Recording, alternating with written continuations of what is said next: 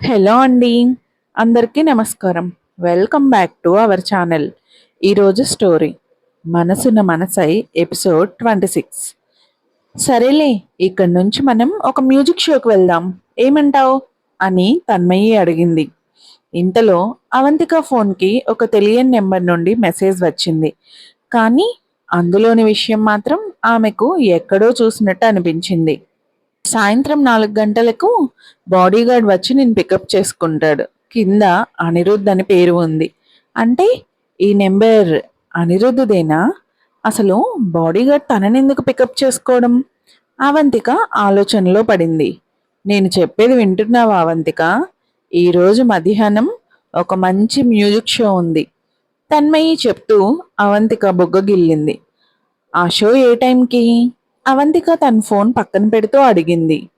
ఆమెకు ఒక్కసారిగా ఒంట్లో కాస్త వేడిగా అనిపించి గ్లాస్లో ఉన్న నీళ్లు మొత్తం తాగేసింది. 4:30కి. నీకు ఎంతో ఇష్టమైన ప్రోగ్రాం ఇది, తన్మయి బదులిచ్చింది. అవంతిక తన తలనొసలు నొక్కుకుంటూ, నాకు రావాలని చాలా ఆశగా ఉంది తన్మయి, నిజంగా. కానీ నాకు కరెక్ట్గా 4 గంటలకు ఒక ముఖ్యమైన పని ఉంది అంది. అంత ముఖ్యమైన పనా? కాస్త పోస్ట్పోన్ చేసుకోవచ్చు కదా? కుదరదు. తన్మయి కళ్ళు తిప్పుతూ, ఓ, నాకు అర్థమైందిలే, మీ ఆయనే కదా అంది. అవంతిక మాట్లాడకుండా 2 చేతులతో ముఖం దాచుకుంది. ఆమె మౌనమే దానికి సమాధానమని తన్మయ్యకి అర్థమైపోయింది. అయినా అతని గురించి నువ్వంతగా ఎందుకు ఆలోచిస్తావు? అసలు ఆయనెవరు? నాకంటే ఆయనే ఎక్కువైపోయాడా? అతని మాట పక్కన పెట్టి నాతో షోకి రాకూడదా? తన్మయి కాస్త బొంగమూత పెట్టింది. నువ్వే ఎక్కువ తన్మయి, కానీ నాకు ఆయనంటే కాస్త భయం. అవంతిక నిజం ఒప్పుకుంది. ఆయనను చూసి భయపడ్డం ఏంటి? ఆయన చెప్పినట్టు వినకపోతే నిన్ను కొడతారా ఏంటి? అవంతిక మళ్ళీ నీళ్లు తాగింది. నువ్వు మరీ అంత అమాయకురాలివేంటి? అసలు ఆయన ఎవరో కూడా నాకు చెప్పడం లేదు. నిన్ను అలా భయపెడుతున్నందుకు ఆయనే కరెక్ట్, బాగా కావాలే నీకు. తన్మయి అవంతిక పరిస్థితి చూసి జాలిపడినా ఆమె భయపడ్డం చూస్తే కాస్త కోపగించుకుంది. కరెక్ట్గా సాయంత్రం 4 గంటలకి బాడీగార్డ్ వచ్చి అవంతికను కాలేజ్ నుండి పికప్ చేసుకున్నాడు. మరో 20 నిమిషాల్లో కారు వెళ్లి నేరుగా మ్యూజిక్ షో హాల్ పార్కింగ్లో ఆగింది. బాడీగార్డ్ తనను లోపలికి తీసుకెళ్తుంటే అవంతికకు తల తిరుగుతున్నట్టు అనిపించింది. అనిరుద్ధ్ నన్ను మ్యూజిక్ షోకి తీసుకెళ్తున్నారా అని మనసులో అనుకుంది. నన్ను ఎక్కడికి తీసుకెళ్తున్నారు అని బాడీగార్డ్ని అడిగింది. నాకేం తెలియదు అన్నట్టు వాడు భుజాలు ఎగరేశాడు. అవంతిక గట్టిగా ఊపిరి పీల్చుకొని చుట్టూ చూసింది. తన జ్ఞాపక శక్తి గనక కరెక్ట్గా ఉంటే ఇందాక తన్మయి చెప్పిన మ్యూజిక్ షో ఇదే. తన్మయి రమ్మంటే వద్దని చెప్పి చివరికి తనే ఇక్కడికి వచ్చింది. కాకపోతే ఇప్పుడు పక్కనే ఉన్నది అనిరుద్ధు. ఒకవేళ ఈ హాల్లో తన్మయి గనక తనని చూస్తే ఇక అంతే సంగతులు, పరువు పోతుంది. అరచేతుల్లో చెమటలు పడుతుంటే దేవుడా, తన్మయి కంట పడకుండా చూడు అని మనసులోనే దండం పెట్టుకుంది. ఇంత పెద్ద హాల్లో ఇద్దరము పక్క పక్కన కూర్చొనే ఛాన్స్ అయితే ఉండదు కదా అనుకుంటూ సర్ది చెప్పుకుంది. అనిరుద్ధ్ కోసం అతని అసిస్టెంట్ కిరణ్ ముందు వరుస మొత్తం బుక్ చేసేశాడు. అవంతిక లోపల అడుగు పెట్టగానే అనిరుద్ధ్ కనిపించాడు. అతను ఒక్కడే కూర్చొని ఉన్నాడు. చాలా గంభీరంగా, ఒక రకమైన అహంకారంతో నిటారుగా కూర్చొని ఉన్నాడు. షో ఇంకా మొదలు కాకపోవడంతో తను ఫోన్ చూసుకుంటున్నాడు. అవంతికకు కాళ్ళు అక్కడే కూరుకుపోయినట్టు అనిపించింది. ఒక్క అడుగు కూడా ముందుకు పడలేదు. అనిరుద్ధ్ అక్కడ చాలా ప్రత్యేకంగా కనిపిస్తున్నాడు. అసలు అతను తనని మ్యూజిక్ షోకి ఎందుకు పిలిచాడు? నిన్న రాత్రి తన గతాన్ని అంతలా అవమానించిన విషయం మర్చిపోయాడా? తను ఆర్ట్ గురించి గొప్పగా చెప్తుంటే అదంతా ఒక జోక్ అని కొట్టేశాడు కదా. అలా నిలబడిపోయారేంటి? నడవండి. అవంతిక అలానే ఉండిపోవడం చూసి బాడీగార్డ్ కాస్త గట్టిగా అన్నాడు. నాకు కొంచెం చలిగా ఉంది, నీ కోట్ ఇస్తావా అని అవంతిక ఆ బాడీగార్డ్ వేసుకున్న నల్లటి సూట్ కోట్ వైపు చూస్తూ అడిగింది. బాడీగార్డ్ ముఖం సీరియస్గా పెట్టి తన కోట్ బటన్స్ విప్పాడు. లోపల రకరకాల ఆయుధాలు కనిపించాయి. అది చూసి అవంతికకు కాళ్ళు వణికి గబగబా అనిరుద్ధ్ వైపు నడిచింది. అతని దగ్గరకు రాగానే 2 సెకండ్లు తడబడి అనిరుద్ధ్కి 2 సీట్ల అవతల పక్కన కూర్చుంది. అనిరుద్ధ్ తమ మధ్య ఉన్న ఖాళీ సీట్లను చూసి కనుబొమ్మలు ముడిచాడు. తనని అవాయిడ్ చేస్తుందా? లోపల కాస్త ఒక్కగా ఉంది. అవంతిక కవర్ చేస్తూ అంది. అవతల పక్కని కూర్చున్న బాడీగార్డ్ అందుకొని, ఏంటి నీ డ్రామాలు? ఇందాకేమో చలిగా ఉందన్నావు, ఇప్పుడేమో ఒక్కగా ఉందంటున్నావు అని గద్దించాడు.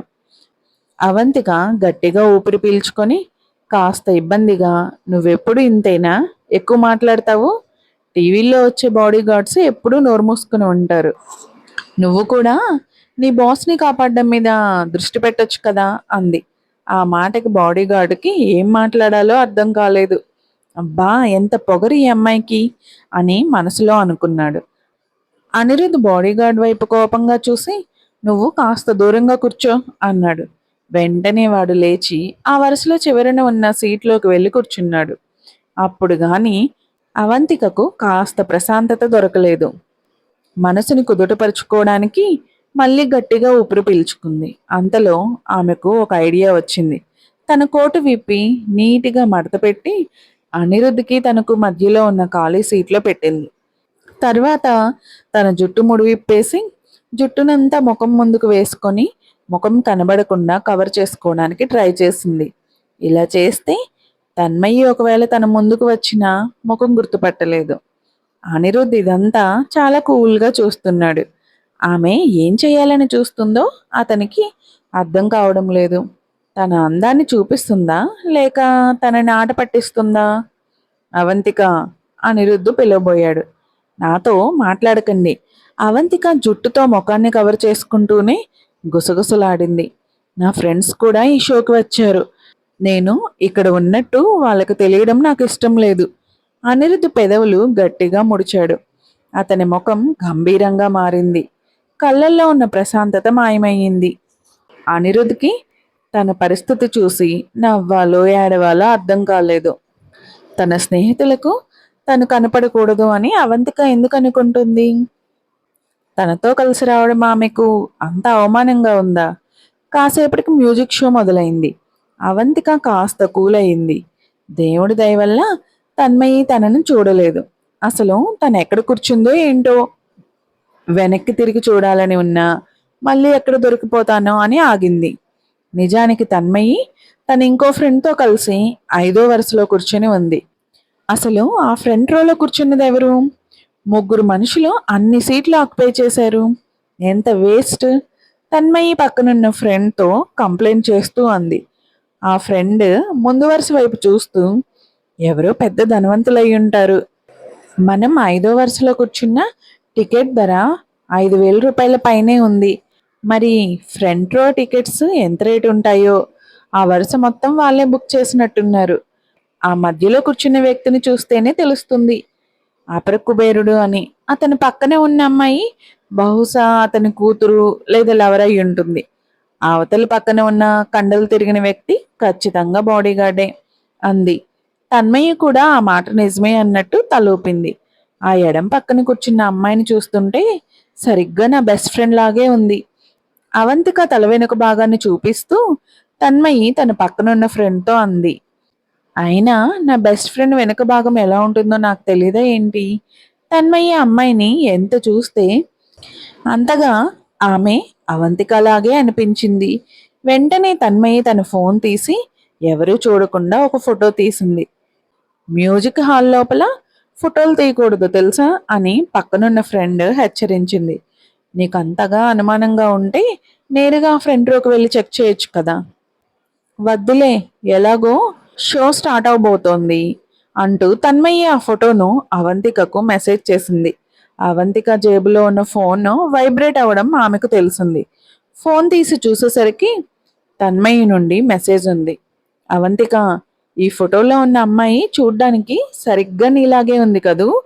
అది చూడగానే అవంతిక గుండె ఆగినంత పని అయింది. భయంతో సీట్లోకి ఇంకాస్త వెనక్కి ముడుచుకుపోయింది. ఆమె ప్రవర్తనలో ఆ తేడాను గమనించిన అనిరుద్ధ్ ఏమైందా అని వెనక్కి తిరిగి చూశాడు. అబ్బా, ఎంత హ్యాండ్సమ్గా ఉన్నాడో అనిరుద్ధ్ అందమైన ముఖాన్ని చూడగానే తన్మయి నోటి వెంట ఆ మాట వచ్చింది. ఓరుదేవుడా, అతను అనిరుద్ధ్ కదా అని పక్కనున్న ఫ్రెండ్ షాక్ అవుతూ గట్టిగా అంది. అతను అనిరుద్ధా? అవును, నేను బిజినెస్ స్టూడెంట్ని అనే విషయం మర్చిపోయావేంటి? ఆయన గురించి నాకు తెలియదా? ఖచ్చితంగా ఆయనే. తన్మయి ఒక నిట్టూర్పు విడిచి, అదే గనుక నిజమైతే ఆ పక్కన కూర్చున్న అమ్మాయి మా అవంతిక అయ్యే ఛాన్సే లేదు. తను ఆయన పక్కన ఎందుకు కూర్చుంటుంది అనుకుంది. వెంటనే అవంతికకు ఇంకో మెసేజ్ పెట్టింది. అబ్బా, అది నువ్వు కాదులే. ఎందుకంటే అమ్మాయి పక్కన కూర్చున్నది అపర కుబేరుడు అనిరుద్ధ్. ఆయన ఎవరో నీకు తెలుసా? చాలా రిచ్, పైగా సూపర్ హాట్. ఇందాక ఆయన మా వైపు తిరిగి చూసినప్పుడు నాకు ఊపిరాగినంత పని అయింది. అవంతిక ఆ మెసేజ్ చూసి దొంగ చూపులతో అనిరుద్ధ్ వైపు చూసింది. ఈయన సూపర్ హాటా? నాకైతే ఎక్కడా కనిపించడం లేదు అని మనసులో అనుకుంది. అంతలోనే తన్మయి నుండి ఇంకో మెసేజ్ వచ్చింది. నా ఫ్రెండ్ ఎలాగైనా షో అయిపోయాక ఆయనతో ఫోటో దిగాలని ప్లాన్ చేస్తోంది. నేను కూడా ఒక ఫోటో అడగమంటావా? ఆయన ఒప్పుకుంటారో లేదో. ఆ మెసేజ్ చూశాక అవంతికకు చేతిలో ఉన్న ఫోన్ నిప్పులా అనిపించింది. అనిరుద్ధ్. ఆమె నెమ్మదిగా అతని వైపు తిరిగి గుసగుసలాడింది. నాకు సడన్గా చాలా ఆకలి వేస్తోంది. ఇక్కడి నుంచి వెళ్ళిపోయి ఏమైనా తిందామా? ఇప్పుడు గనక ఇక్కడి నుండి వెళ్ళకుంటే తన్మయి చేతికి బుక్ అయిపోవడం ఖాయం. ఆ ఊహే ఆమెను భయపెట్టింది. అనిరుద్ధ్ సమాధానం చెప్పేలోపే ఆమె ఒక చేత్తో తన కోటును అందుకొని ఇంకో చేత్తో అతని చేతిని పట్టుకొని తలదించుకొని హాల్లోంచి బయటకు లాక్కొచ్చేసింది. అలా ఆ మ్యూజిక్ షో మొదలైన 10 నిమిషాలకి అవంతిక దానికి ఎండ్ కార్డు వేసేసింది. నిజానికి అనిరుద్ధ్ తన జీవితంలో ఒక అమ్మాయిని ఇలాంటి షోకి తీసుకురావడం ఇదే మొదటిసారి. అతనికి ఇలాంటి వాటి మీద ఆసక్తి లేకపోయినా కేవలం అవంతికను సంతోషపెట్టడం కోసమే తన పంతాన్ని పక్కన పెట్టి ఇక్కడికి వచ్చాడు. అతనికున్న స్టేటస్కి ఎక్కడికి వెళ్ళినా అందరి చూపులు అతని మీదే ఉంటాయి. అలాంటిది అవంతిక అతనితో గడపడానికి వచ్చిన ఈ అవకాశాన్ని సద్వినియోగం చేసుకోకపోగా తనతో కలిసి కనిపిస్తే ఎక్కడ పరువు పోతుందో అన్నట్టు ప్రవర్తించింది. ఆమె ప్రవర్తన అతని అహాన్ని గట్టిగా దెబ్బతీసింది. హాల్లోంచి బయటికి రాగానే అనిరుద్ధ్ కోపంతో ఆమె చేతిని విదిలించుకొని వెనక్కి తిరిగి చూడకుండా వేగంగా నడుచుకుంటూ వెళ్ళిపోయాడు. అతను అలా కోపంగా వెళ్ళిపోతుంటే అవంతికకు ఒక విషయం అర్థమైంది. అంటే తను నన్ను ఇక్కడికి తీసుకురావడం ఒక డేట్కి తీసుకువెళ్ళినట్ట అని అనుకుంది. కానీ డేట్ అంటే ఇద్దరి ఇష్ట ప్రకారం జరగాలి కదా. తనేమైనా సర్ప్రైజ్ చేద్దాం అనుకున్నాడా? అవంతిక ఆలోచిస్తున్న కొద్దీ ఆమెకు శ్వాస తీసుకోవడం కష్టంగా అనిపించింది. అనిరుద్ధ్కి తన మీద ప్రేమ పుట్టిందనడానికి ఇది నిదర్శనమా? లేకపోతే టైం వేస్ట్ అని భావించే ఇలాంటి పనులను అతను ఎందుకు చేస్తాడు? కానీ అంతలోనే ఆమె మనసులో ఒక భయం మొదలైంది. ఆమె చెయ్యి అప్రయత్నంగా తన కడుపు మీదకు వెళ్ళింది. ఇప్పటికే ఆమెకు 3 నెలలు నిండాయి. తను తినే ఫుడ్ విషయంలో జాగ్రత్తలు తీసుకోవడం వల్ల ఇంకా కడుపు బయటకు కనబడడం లేదు. 5-6 నెలలు వచ్చినా లూజ్ బట్టలు వేసుకొని కవర్ చేయవచ్చు.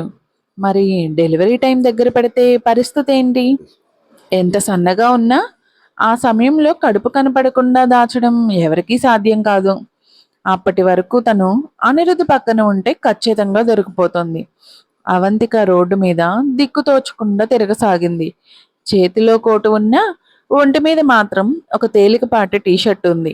అయినా ఆమెకు ఆ చలిగాలి అస్సలు తెలియడం లేదు. అనిరుద్ధ్ మీద తనకున్న భావాలు ఆమెను కన్ఫ్యూజ్ చేస్తున్నాయి. నిన్న రాత్రి అతను అడిగిన ప్రశ్నకు తను ఇచ్చిన సమాధానంలాగే ఉంది తన పరిస్థితి. అతనితో ప్రేమలో పడేంత ధైర్యం ఆమెకు లేదు. అతని అహంకారాన్ని, గతాన్ని ఆమె అసహ్యించుకుంటుంది. అలాగని అతని మీద ప్రేమ లేదు అని కూడా చెప్పలేదు. ఎందుకంటే మనసులో ఎక్కడో ఒక మూల అతని మీద ఇష్టం మొదలైంది. కాకపోతే ఆ విషయాన్ని ఒప్పుకోవడానికి ఆమెకు భయం, సిగ్గు. కానీ వాళ్ళిద్దరి మధ్య ఇప్పుడు ఆమె కడుపులో పెరుగుతున్న బిడ్డలు ఉన్నారు. అనిరుద్ధు తన బిడ్డలను చంపేస్తాడేమో, తన నుంచి వారు శాశ్వతంగా ఎక్కడ దూరం అయిపోతారో అనే భయంతోనే తనకు అసలు ఇష్టం లేకపోయినా ఎంతో మనోవేదనతో గుండె రాయి చేసుకొని వేరే దారి లేక ఆసుపత్రి రికార్డులో కూడా మోసగాడైన ఆ కళ్యాణ్ పేరును రాయాల్సి వచ్చింది. ఇలాంటి పరిస్థితుల్లో తన బిడ్డలను దక్కించుకోవాలంటే అనిరుద్ను వదిలేసి వెళ్ళిపోవడం తప్ప ఆమెకు మరో మార్గం కనిపించడం లేదు. ఎంతైనా తనేమీ రాయి కాదు కదా. మనసు చెప్పిన ప్రతి మాటను శరీరం వినడానికి. అనిరుద్ధ్కి పిల్లలంటే ఎందుకు అంత అసహ్యమో ఆమెకు అర్థం కావడం లేదు. అసలు అనిరుద్ధ్తో ఎప్పుడు ప్రేమలో పడ్డాను అనే ప్రశ్నకు ఆమె దగ్గర సమాధానం లేదు. తను కడుపు తీయించుకోవాలని అతను బలవంతం చేసినప్పుడు అతన్ని ప్రాణం తీసేంతగా అసహించుకుంది కదా. ఆ రాత్రి అవంతిక ఇంటికి చేరుకొని హాల్లో ఉన్న టేబుల్ మీద ఒక గిఫ్ట్ బాక్స్ పెట్టింది. సుమతి, ఇది అనిరుద్ధ్ గారి కోసం, ఆయన ఆఫీస్ నుండి వచ్చాక ఇవ్వండి అని చెప్పింది. సుమతి ముఖంలో నవ్వుతో, అలా ఉండాలమ్మా, ఆయన సంతోషంగా ఉంటేనే కదా నీకు కూడా ఇంట్లో ప్రశాంతత ఉంటుంది. నీకోసమైనా ఆయన మూడ్ని కాస్త అర్థం చేసుకోవాలి అంది. ఆ మాటలు నిజమే అనిపించినా అవంతిక ఏమీ తెలియనట్టు, నాకు కొంచెం ఆకలిగా ఉంది అంది. డిన్నర్ రెడీగా ఉందమ్మా, నువ్వు ఇప్పుడు కాస్త తిను, మళ్ళీ బాబు వచ్చాక ఆయనతో కలిసి కూర్చోవచ్చు కదా అని సుమతి సలహా ఇచ్చింది. అవంతిక వెంటనే తలూపుతూ, వద్దు సుమతి, ఆయన నా మీద చాలా కోపంగా ఉన్నారు. ఇద్దరం కలిసి కూర్చొని తినకపోవడమే మా ఇద్దరికి మంచిది అని తను త్వరగా తినేసి తన రూమ్ వైపు వెళ్ళిపోయింది.